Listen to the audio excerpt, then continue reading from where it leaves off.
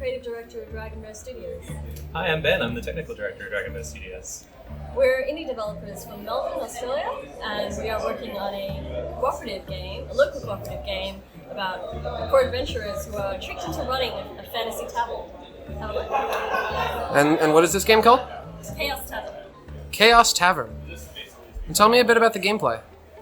So it's based in a fantasy world, not in Europe, but with a little bit of Australian flavour.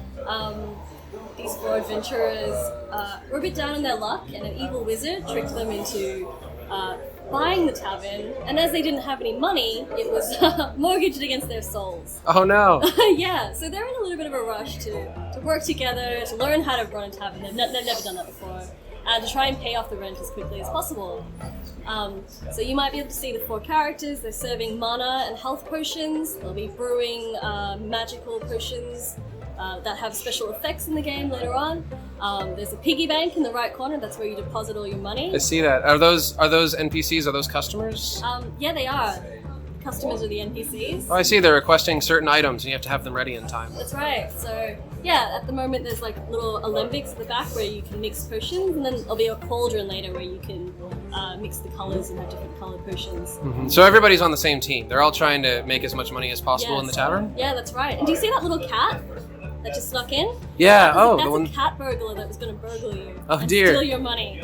Oh, that's great. What engine is this made on? This is made in Unity. Unity. That's right. I really like the art style. Would you call that isometric? I would. It is an isometric 3D game. Right. How did you decide on a very cartoony, chibi art style? I liked it. It was pretty. There you go. Yeah, it harkens back to like the old Zelda games. Yeah. It kind of gets in the whole fantasy. Speaking of which, I definitely like that you chose a fantasy pastiche that is not just England, which is pretty much just the most phoned-in fantasy world. 100%. It is specifically designed that way. I want to showcase fantasy that's not Eurocentric, and because there's so many interesting mythology bases all around the world. Right. And it is set in a very globalized town. You know, there's a portal. You can jump into the portal and go anywhere in the world. So you'll see a lot of different cultures playing the game and coming in a frequent tavern. Patrons aren't always humans too.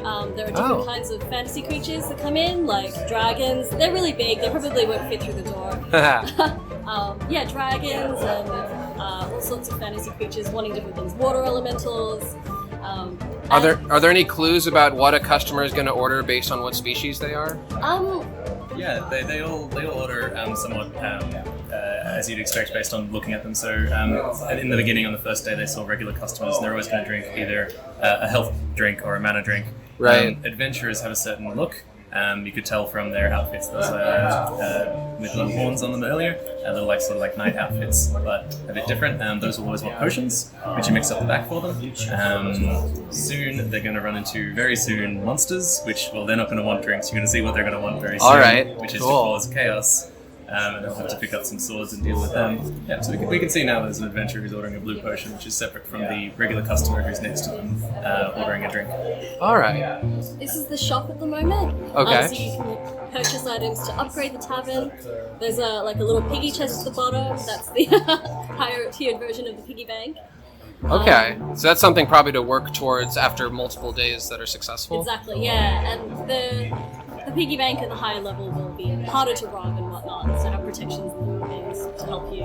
And so there's two phases. There's operating the restaurant phase, and then there's shops. And nighttime, which is nighttime activities for how you're going to keep the tavern running. So you'll be making choices like whether you'll be cleaning up after yourselves or doing some accounting, which have some little twists in them and not what you normally expect. Awesome. How does this? So this is clearly a cooperative game. It's reminding me a lot of. Is it Overcooked? Yeah. Right, Overcooked. What are some ways that your game encourages the players to cooperate and to work together? Yeah, so it's running a whole tavern, it's running a whole shop. So there are kegs at the top, which you need to restock the mana and health stations. There are potions that need to be brewed. Someone's usually holding a sword to protect the customers, because the monsters can scare off the customers. And then there's also on the right side, cooking meat So everyone has to kind of talk together and coordinate, or they're going to get robbed. Or they're Right. gonna lose Is all there a way their to stop the cat burglar? He keeps sneaking in. Can you hit him with something? You can scare them off just by talking to them, or like saying, "Here, haha, I've got you," and they'll turn around and run away. But with monsters, you'll have to be swinging your sword. All right, gotcha. Yeah, look, he's booking it. I don't think he got anything that time around. Yeah. And later on, there'll be even more things in different seasons, like filling up wood into the fireplace and Right. running outside and collecting ingredients. So this is the night phase, which is where the players interact with each other and explore the world. So they'll choose a different option. So it could be accounting, it could be exploring the world, it could be tending the fire or brewing potions. And each player gets individual activity to play. I kind of skipped through it already, so that's alright. Oh no, I understand. So each one player has to do one of those 4 jobs. That's right, yeah. And then do they have different skills or something that makes them better at All one the job? players are exactly the same in functionality. They just have different backstories and characters.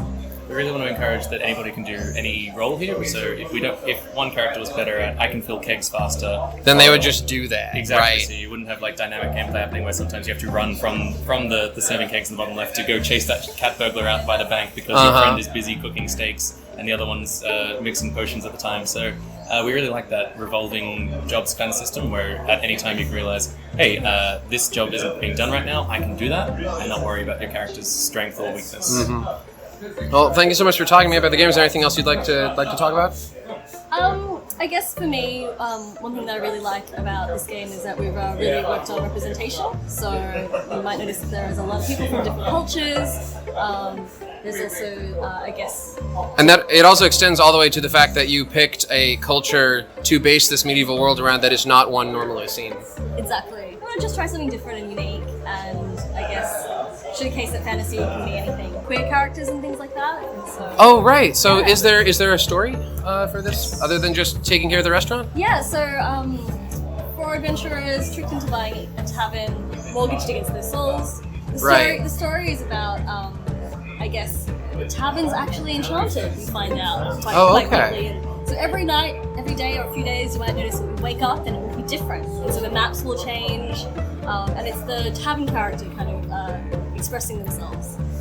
And the story's about trying to break this, I guess, enchantment on the tavern. And All right. yeah, a lot of interesting ways of doing that. And also, I guess, yeah, it's also meeting the community because it's a very unique town. There are a lot of different like fantasy creatures in there. Like you'll meet a dragon that doesn't fit into the tavern. Right. And it's just its head that fits.